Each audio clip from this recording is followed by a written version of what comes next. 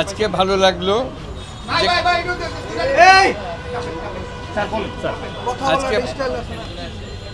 ধন্যবাদ।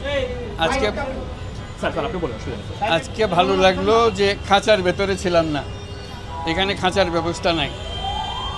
এই খাঁচার ব্যাপারে আপনাদের দৃষ্টি আকর্ষণ করছি বারে বারে, আপনারা একটু লিখুন, এটার জন্য বাংলাদেশের আদালত থেকে একেবারে চিরস্থায়ীভাবে উচ্ছেদ হয়ে যায়, সেটাই আপনাদের কাছে বলেন। তারপরে বিচারের ব্যাপারে কি আলাপ হলো সেটা ওনারা বলবেন, এটার আর আমার কথা বলেন। স্যার, আপনাকে একটা জিনিস মনে করাই দিই যে খাঁচা নিয়ে অলরেডি হাইকোর্টে একটা মামলা হয়েছে, রিট হয়েছে, হাইকোর্ট রুলও দিয়েছেন এবং কোন কোন আদালতে কতটি খাঁচা আছে এটা একটা তালিকাও চেয়েছেন। আমি খুব খুশি হলাম, আমি ধন্যবাদ জানাচ্ছি আদালতকে, ধন্যবাদ জানাচ্ছি বিচার বিভাগকে, ধন্যবাদ জানাচ্ছি। স্যার, আপনি মাননীয় প্রধানমন্ত্রী একটি সংবাদ সম্মেলন নিশ্চয়ই শুনেছেন, সেখানে তিনি বলেছেন যে আপনার সাথে বসার বিষয়ে।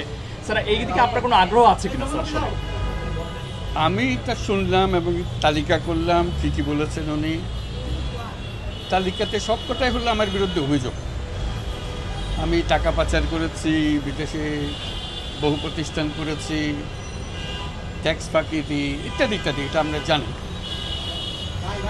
এগুলো হলো তদন্তের বিষয়, বিতর্কের বিষয় না। এটা আইন আদালতের বিষয়, বিচার বিভাগের বিষয়। এখানে বিতর্কের কি আছে বা ডায়ালগের কি আছে আমি তো কিছু পেলাম না। সে কাজে আমার মনে হয় এই বিষয়ে আমার কিছু বলার না।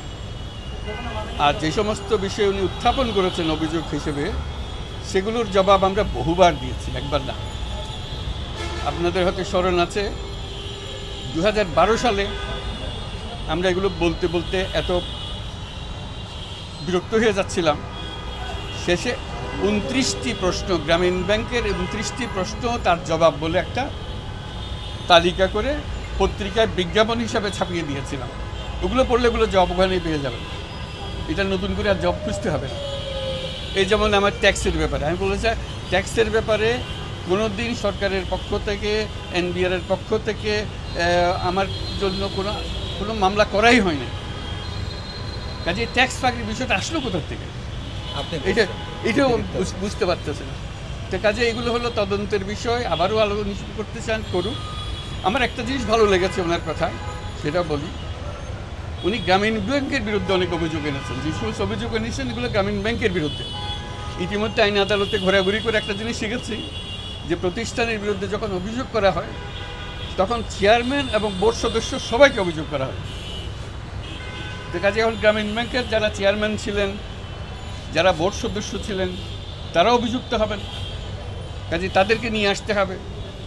গ্রামীণ ব্যাংকের চেয়ারম্যান ছিলেন প্রথমে ইকবাল মাহমুদ সাহেব, প্রফেসর ইকবাল মাহমুদ অত্যন্ত সম্মানী ব্যক্তি। তারপরে আরও প্রফেসর কায়সার হোসেন, প্রফেসর রেহমান সুবান, ডক্টর আকবর আলী খান, তবারক হোসেন, ওনারা সবাই অভিযুক্ত। কাজে আমার খুব ভালো লাগবে তাদের সঙ্গে আসে। আমি তখন ম্যানেজিং ডিরেক্টর, 2 নম্বরে আমি, ওনারা সব 1 নম্বরে। এবং খাঁচাতে যদি ততদিন টিকে থাকে, আমরা সবাই মিলে খাঁচার ভেতরে থাকবো, এটা আমার কিছু খুব ভালো লাগে। তার মানে স্যার আলোচনা করার কিছু নাই, ঠিক আছে। গ্রামীণ ব্যাংকের বিরুদ্ধে অভিযোগ করা হয়েছে, কাজে গ্রামীণ ব্যাংকের বোর্ডকে নিয়ে আসতে হবে।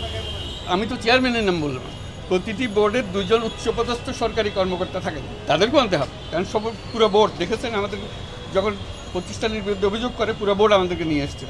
ঠিক আছে, চেয়ারম্যান 1 নম্বরে থাকবে, আমি 2 নম্বরে থাকবো, প্রথমবারের মতো। খুব ভালো লাগবে আমার কাছে।